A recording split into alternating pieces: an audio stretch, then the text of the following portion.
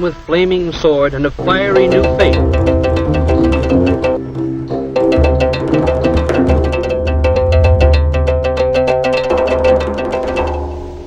The climate is agreeable here.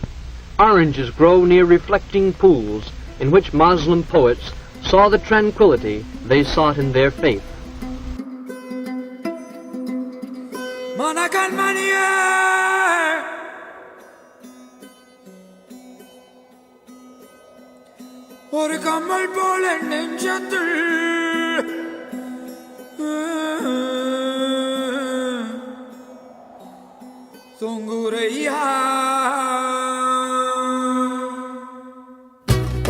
And in the bazaar, the ancient crafts, like coppersmithing, continue little changed. The hands of Isfahan craftsmen turn with special skill to the creation of fine articles of silver. Machinery will never be able to replace artist craftsmen like these silversmiths. Their skill is not easily acquired. For 50 years, these hands have guided tiny chisels, none over 1/10 the size of a finger. With never-ending taps of his hammer, one of the world's great silver masters, Muhammad Zufan, creates things of lasting loveliness.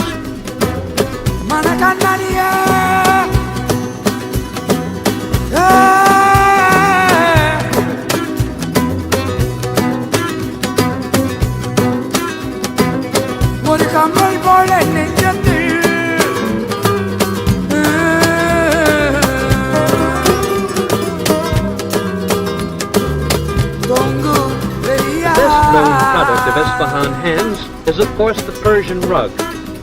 An average rug is made up of at least 1 million tiny knots, every one of which must be tied by hand. The knots make the woolen tufts or pile of the rug. The warp or foundation of the rug consists of cotton thread wound between large wooden rolls. Rug industry wages are low.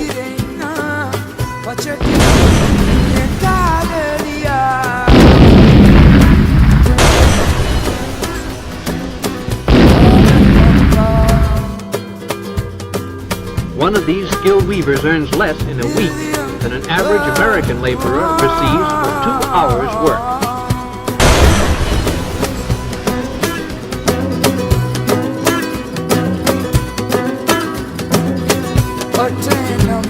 Children's tiny hands tie the smallest knots of the most delicate design, although employment of children in rug factories is discouraged by new labor laws. As modern industry like this textile mill come to Isfahan, mill owners and workers alike face the problems of sudden adjustment to the machine age.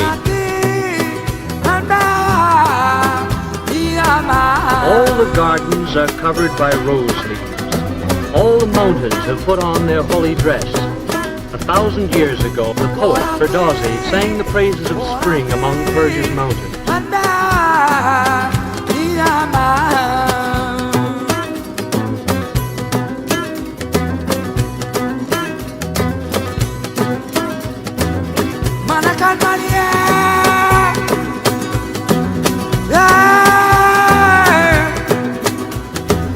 Tehran is the capital of Iran, located in the north with the Elburz Mountains in the background. Tehran is a modern city with roots in the past. Centuries later, in 1925, Reza Shah rose to power and a new era began, marked by a turn from old customs toward Western ways of thought. Under Reza Shah's son, needed land reforms are changing old patterns and bringing hope to the people. The young Shah's palace is typical of the architecture of modern Tehran. Former rulers lived in the Gulistan, or Rose Garden Palace.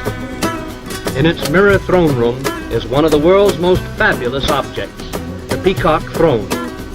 This golden seat of state was designed so that its occupant sat cross-legged with his back against a bolster crusted with pearls and rubies in gold settings. These young men are studying to become mullahs, religious leaders. Their tranquil cloisters contrast with the busy life of the city.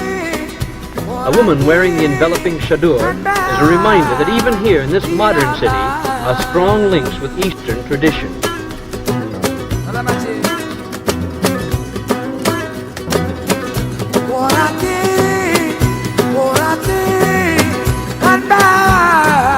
They point with special pride to their rapidly expanding medical school, in which young people are being trained to fill the serious shortage of doctors. Some of the students are women, evidence of change disturbing to the conservative Muslim clergy.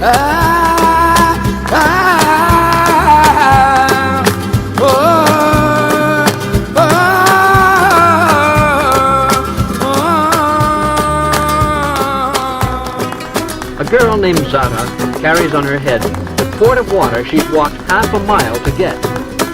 There is no school in Kinare, so Zara has not heard of the dangers of bacteria in drinking water.